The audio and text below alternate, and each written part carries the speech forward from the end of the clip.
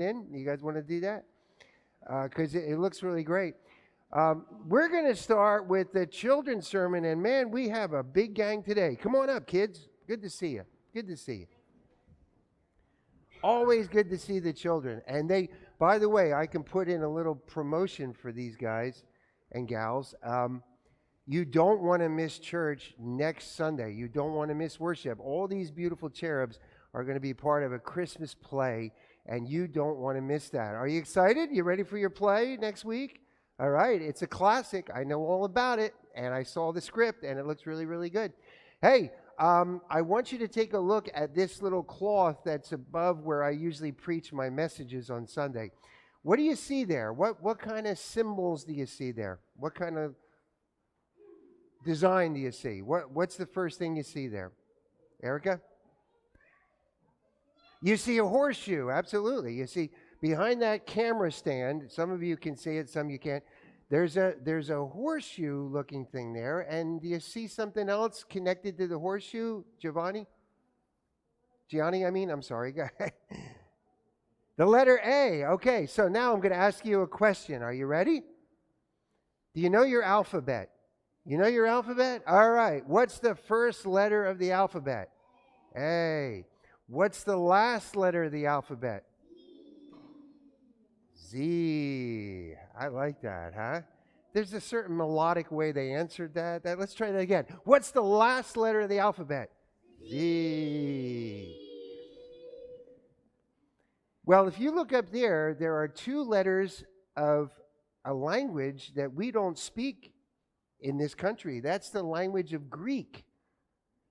Two letters from the Greek alphabet. The first letter of the Greek alphabet looks like an A, but it's really alpha. That's how they say their first letter of the Greek alphabet, alpha.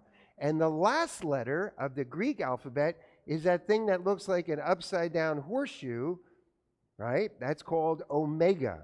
So we have alpha and omega instead of A to Z.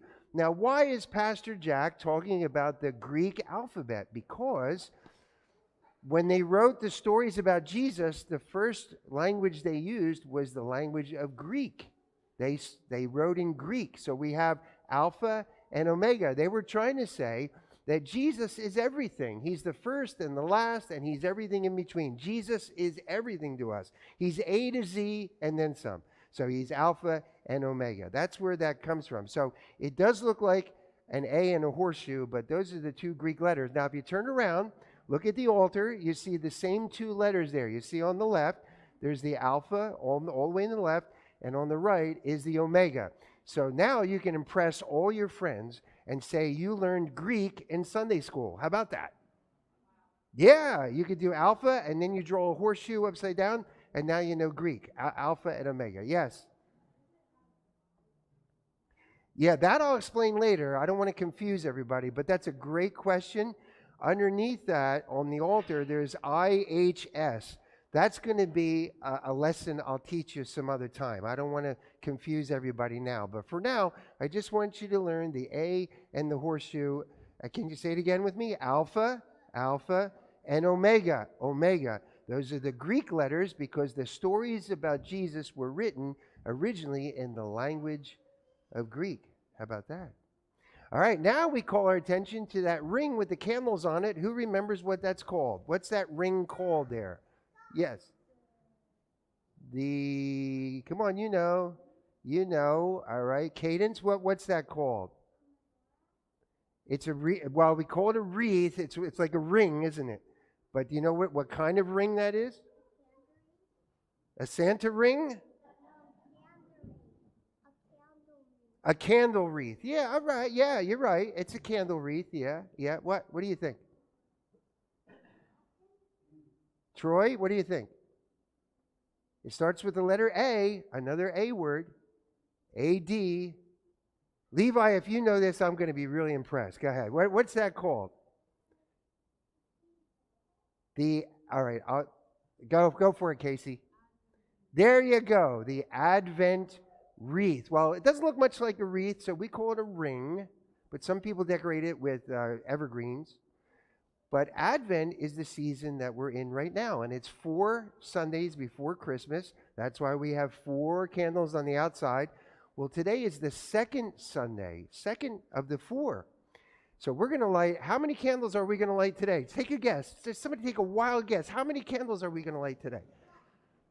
1, yes, absolutely. And then we're going to light another 1. And what's 1 plus 1?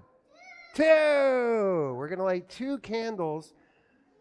Woo, what a class we have here.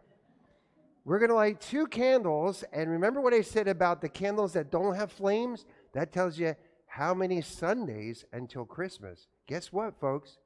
There's only 2 Sundays until Christmas after today. Cool, huh? Well, we have some special helpers who are going to help us. Where is Mr. Klein? Mr. Klein is there. And Miss Kaminsky, could you come up, please? They're going to help us with our Advent ring. And we always do some special things. First, we read a Bible verse. And then we light the candles. Today, we're lighting 2 candles. So, Mr. Klein is going to read the Bible verses, and Miss Kaminsky is going to help us with the 2 candles. Then we're going to sing our Advent song for today. So, Bob, would you do the honors? Can you go to the lectern, please, and speak right